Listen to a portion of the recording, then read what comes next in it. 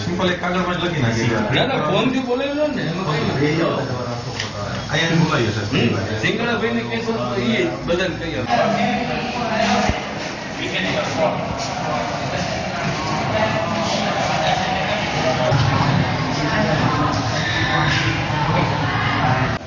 કોઈ અસાઇનમેન્ટ બતાવવાનું છે બરાબર થોડીક વાર પછી હું બધાને નહીં બોલું તમારામાંથી એકને બોલું કે મેં બધાને લખાઈ ગયા જો લખાયા હોય તો બધાને કો મારા પ્રતિ આવી જાય ક્લાસમાં બરાબર તો સો ધેટ તમારું જે આઈએનટીઆર છે એ જ્યારે માઇક્રોપ્રોસેસરને મળશે ત્યારે માઇક્રોપ્રોસેસર સામે એક્નોલેજમેન્ટ આપશે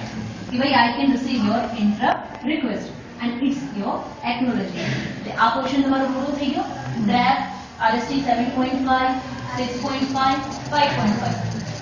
which one is the highest priority interrupt આ બધામાં કયો highest priority છે trap is a maskable or non maskable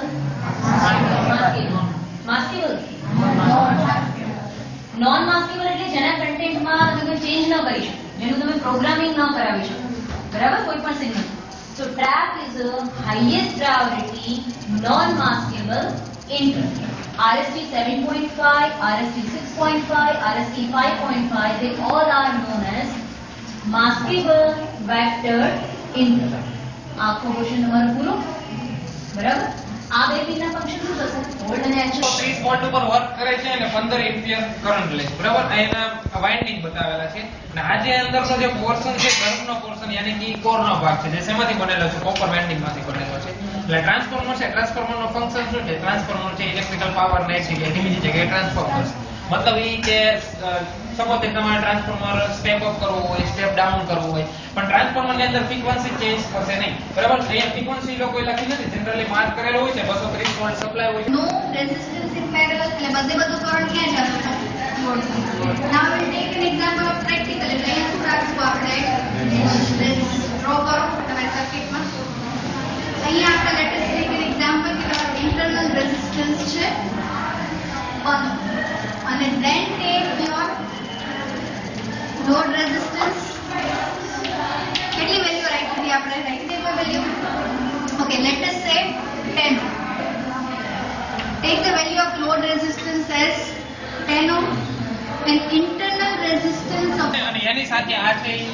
motor છે બરાબર આ બંનેને એકબીજા સાથે ઇલેક્ટ્રિકલી કનેક્ટેડ કરેલી છે જે અહીંયા ઇલેક્ટ્રિકલ કરીને આપણે શું કહેવાય રીજનરેટિવ બ્રેકિંગ ભણેલા છે રીજનરેટિવ ટેસ્ટ એમાં બે મશીન છે એક સાથે ઓપરેટ થવાના એક મશીન પણ છે AFC કાટકોણ ત્રિકોણને ધ્યાનમાં લ્યો અહીંથી મારો આટલો એંગલ છે જે રેફરન્સ કારણ કે જે મોટર છે સિંક્રોનસ મોટર એ લીડિંગ કેવીઆર આપે છે માટે આ મારો વોલ્ટેજ રેફરન્સ થયો આ મારા મોટરના કેવીઆર છે રેટિંગ છે એ લીડિંગ પાવર ફેક્ટર ઉપર ખાઈતું હતું એટલે અહીંથી આટલો ત્રિકોણ બન્યો રેડી આ પાઈ 2 છે મારે લોડને ધ્યાનમાં લેવો છે કારણ કે કેવીઆર કોન્સ્ટન્ટ છે વધારાનો લોડ કેટલો લઈ છે મારે કન્સિડર કરવો છે એટલે લોડના સંદર્ભમાં મારે એક લોડ લઈ આવવાનો છે અને આ તમે અહીંયા ધ્યાન આપો x ની 5 ડિવાઇડેડ બાય x સ્ક્વેર આનું સાદુરૂપ તમે કેમ આપો તમે 2 ઘાત ઓછી કરો ને એટલે x ક્યુબ આવે ને સાદુરૂપ પણ એ કેમ આવ્યું 5 minus 2 કરે એટલે 3 આવે ને x ક્યુબ તો એ જ રીતે અહીંયા આવ્યું ને x raised to a divided by x raised to b that is x raised to a minus b તો એ જ રીતે આમાં આવશે e raised to 3t by e raised to 3x e raised to 3t minus 3x તો અહીંયા line DC માટે હવે પાછા આગળ વધીએ તો MLCV ત્રણ વસ્તુ કોમન કિલોવોટ એટલે કે આ જે રીડિંગ દેખાડશે એ કિલોવોટ નું રીડિંગ હશે પછી પાછી સર્કિટ છે અહીંયા એટલે કે આ બંને લાઈન વચ્ચે આ આખો એને કોમન લીધો છે આ પોઈન્ટ કોમન છે અહીંયા કિલોવોટ નું રીડિંગ દેખાડે છે એટલે કે આપણે એની સાથે કિલોવોટ થી લઈ અને આ અહીંયા લોડ માં જોડ્યું હવે લોડમાંથી બેક થઈ અને પાછું અહીંયા ઇન્ડક્ટિવ કોમ્પોનન્ટ ગોઠવી દીધું છે. સર્કિટ આખી બેક થાય છે એટલે કે ન્યુટ્રલ પોઈન્ટ તરફ આવે છે, એટલે કે આ ન્યુટ્રલમાં અહીંયા સર્કિટ પૂરી થાય, અહીંયાથી લઈ અને અહીંયા સુધી. હવે આ બંને વચ્ચે L અને N એટલે કે આ તમારી લાઈન છે અને આ તમારું ન્યુટ્રલ છે, એની વચ્ચે કિલોવોટ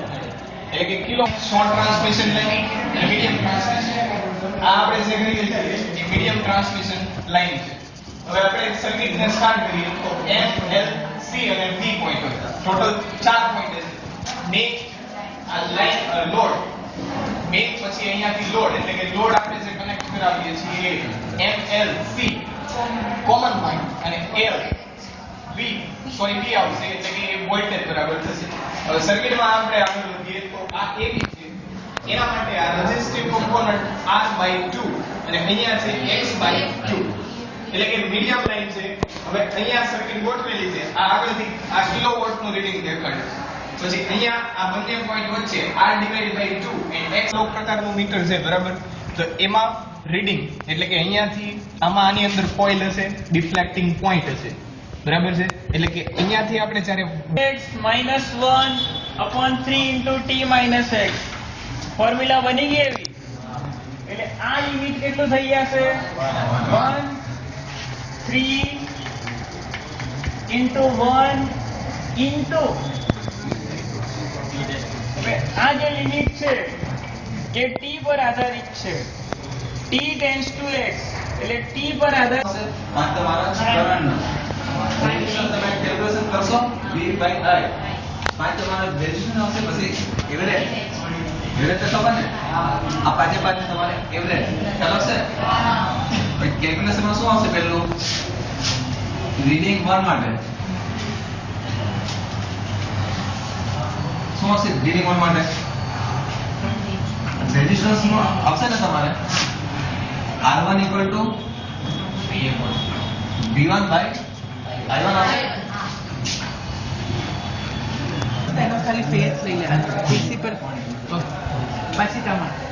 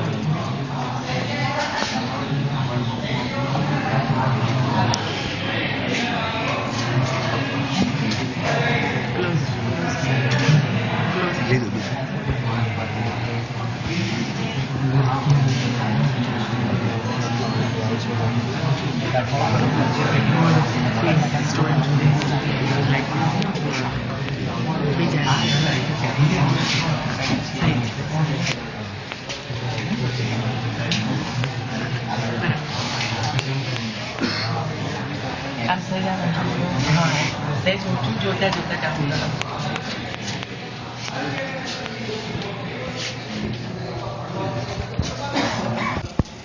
એન્ટર થશે. હાઈ કોમ્પ્રેશનના લીધે એનું ટેમ્પરેચર હાઈ હશે એટલે ડીઝલનું ઇગ્નિશન અને તે દરમિયાન આપણને પાવર શોક મળશે. મીન્સ કે પિસ્ટન પર ફોર્સ લગાવશે અને પિસ્ટનને નીચે ધક્કો મારશે બરાબર. લાસ્ટ સ્ટેજ છે એક્ઝોસ્ટ. આમાં જે ગેસ બર્ન થઈ ગયો છે મીન્સ ડરી ગયો છે તેને એક્ઝોસ્ટ